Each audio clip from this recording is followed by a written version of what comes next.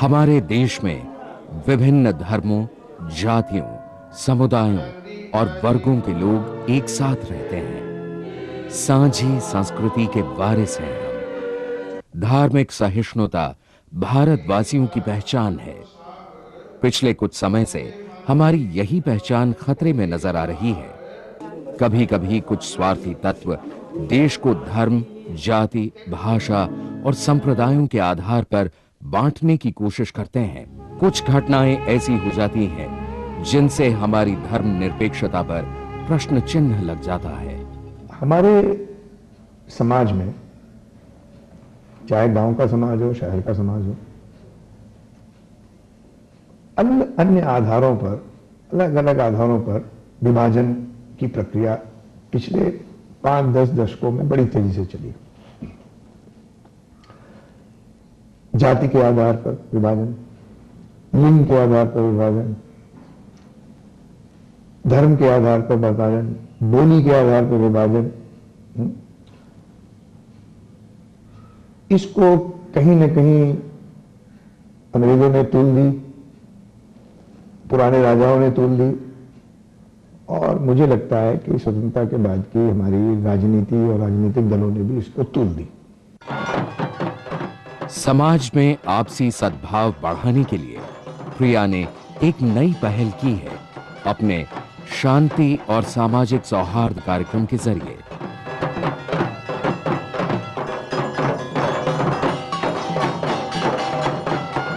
हम लोग पहले तो प्रयास ये कर रहे हैं कि जो सामाजिक समरसता का मुद्दा है, ये समाज में सबका मुद्दा बने।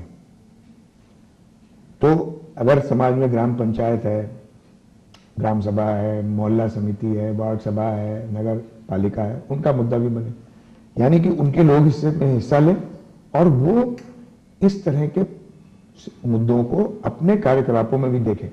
सामाजिक परिवर्तन में जब तक स्थानीय संगठन सशक्त नहीं होते, जो स्थानीय लीडरशिप है वो सशक्त नहीं होते, तो इस कार्यक्रम ही रह जाएगा, ये पार्ट ऑफ लाइफ नहीं होंगे। देश के विभिन्न हिस्सों में अन्य स्वयंसेवी व सामाजिक संस्थाओं के सहयोग से प्रिया द्वारा जून 2002 से फरवरी 2004 तक चलाए गए इस कार्यक्रम का उद्देश्य अलग अलग धर्मों, जातियों और संप्रदायों के लोगों को करीब लाकर उनमें एक दूसरे के धर्म, संस्कृति, जीवन शैली और नजरिए को लेकर बेहतर समझ विकसित करना था। इस कार्यक्रम के माध्यम से लोगों को लिंग भेद के प्रति जागरूक करना भी प्रिया का लक्ष्य था। इस कार्यक्रम में औरतों और युवाओं को इन मुद्दों पर विशेष रूप से जागरूक करने का प्रयास किया गया। ये एक खतरा है आज के समाज में कि हम लोग बहुत अलग थलग हो गए हैं। हर एक वर्ग अलग अलग सोच में, अपनी अपनी संस्कृतियों में गेटोइज्ड हो गए। हम चाहते हैं कि इस तरह की जो इवेंट्स हुई हैं, उस इवेंट्स के द्वारा एक चीज हुई है, between communities, between different religious communities, एक डायलॉग, एक कंटिन्यूअस डायलॉग उसके साथ हुआ है। यदि देश के किसी हिस्से में सांप्रदायिक हिंसा या तनाव होता है तो उसके घातक परिणाम हमारे पूरे देश और समाज को भुगतने पड़ते हैं। इससे व्यक्ति और समाज दोनों प्रभावित होते हैं। देश और समाज के विकास पर इसका बहुत नकारात्मक प्रभाव होता है। ऐसी स्थिति में समाज के विकास में लगी संस्थाएं अपेक्षित सामाजिक परिवर्तन नहीं ला सकती। शांति और सौहार्द से ही हम धरती को स्वर्ग बना सकते हैं। जहाँ पर सौहार्द बिगड़ता है वहाँ पर बच्चे, महिलाएं ही बर्बाद होती हैं। शांति, सामाजिक सौहार्द और विकास का आपस में गहरा रिश्ता है। अगर समाज में शांति और सौहार्द नहीं है तो विकास कैसे संभव है? इसलिए सामाजिक परिवर्तन से जुड़ी संस्थाओं को सबसे पहले सामाजिक सौहार्द के लिए काम करना चाहिए। इस मुद्दे को उनके द्वारा चलाए जा रहे पूरे कार्यक्रम का हिस्सा बनाया जाना चाहिए। हमारे लिए इस काम करने का रास्ता, माध्यम समाज ही है, और इसलिए समाज में पैदा होने वाले तनाव, मतभेद, उनसे निपटने की हमारी नैतिक जिम्मेवारी तो है ही, पर व्यवहारिक जिम्मेवारी भी है।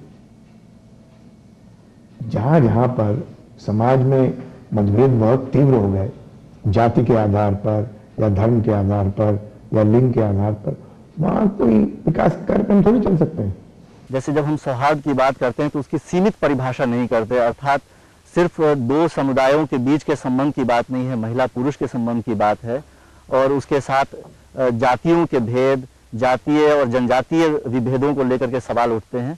तो इस बड़े प्रश्न को उठाने के लिए, और हम सौहार्द को भी उसी दृष्टि से देख रहे हैं, जहां एक बड़े विशाल फलक पर चीज़ों पर नज़र डाल करके और स्थितियों को दुरुस्त किया जा सके। प्रिया ने सामाजिक सद्भाव की जरूरत को महसूस किया और शांति और सामाजिक सौहार्द के कार्यक्रम को उत्तर प्रदेश, बिहार, झारखंड, केरल और आंध्र प्रदेश में कुछ स्वयंसेवी संस्थाओं की सहायता से चलाया।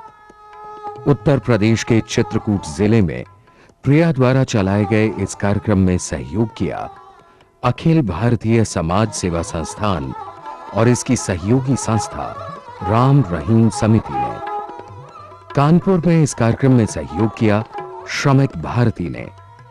उत्तर प्रदेश के 9 अन्य जिलों में सहभागी शिक्षण केंद्र और उनकी सहयोगी संस्थाओं ने इस कार्यक्रम को दिशा दी। गाजीपुर में भारतीय जन कल्याण एवं प्रशिक्षण संस्थान, पूर्ति संस्थान और ग्रामीण विकास संस्थान ने यह कार्यक्रम चलाया। महाराजगंज में यह कार्यक्रम समाधान मानव सेवा संस्थान के सहयोग से चलाया गया, जबकि मऊ में ये अमर शहीद चेतना संस्था के सहयोग से चला।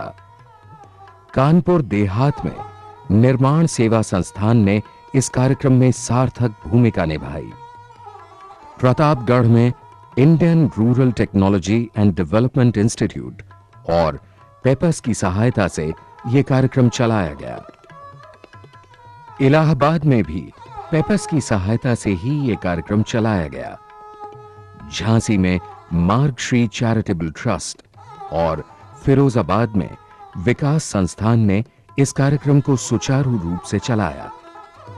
जौनपुर में इस कार्यक्रम को चलाने में सहायक थे भारतीय जन सेवा आश्रम। बिहार में यह कार्यक्रम संसर्ग और महिला एवं शिशु कल्याण नामक संस्थाओं की सहायता से चलाया गया। झारखंड में प्रिया की सहयोगी संस्था थी लोक जागृति केंद्र। झारखंड के देवघर और गिरिडीह जिलों में इस कार्यक्रम को शामिल किया गया।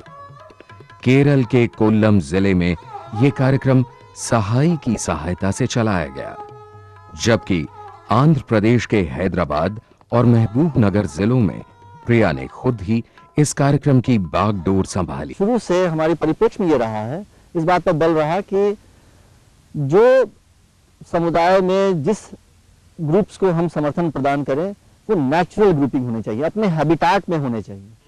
प्रिया का प्रयास रहा है कि ये कार्यक्रम एक अलग कार्यक्रम न रहकर स्वयं सेवी संस्थाओं द्वारा विभिन्न क्षेत्रों में चलाई जा रही गतिविधियों का ही हिस्सा बन जाए। छोटे संगठनों को कई बार ऐसा लगता है कि अगर सामाजिक सौहार्द पे काम करना है तो कोई प्रोजेक्ट बननी चाहिए। बड़े संगठनों को भी लगता है, मतलब छोटों की एक मानसिकता बन जाती है, भाई कोई प्रोजेक्ट चलाओ तो ये काम हो।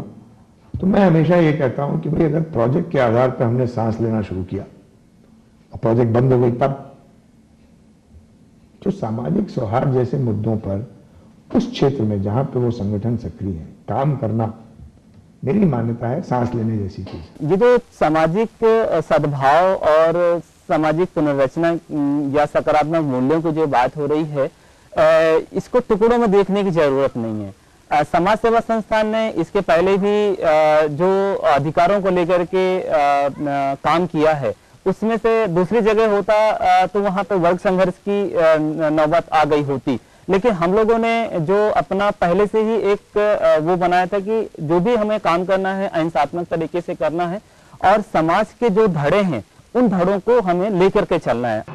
शांति और सामाजिक सौहार्द कार्यक्रम के तहत जगह जगह पर ऐसी गतिविधियों का आयोजन किया गया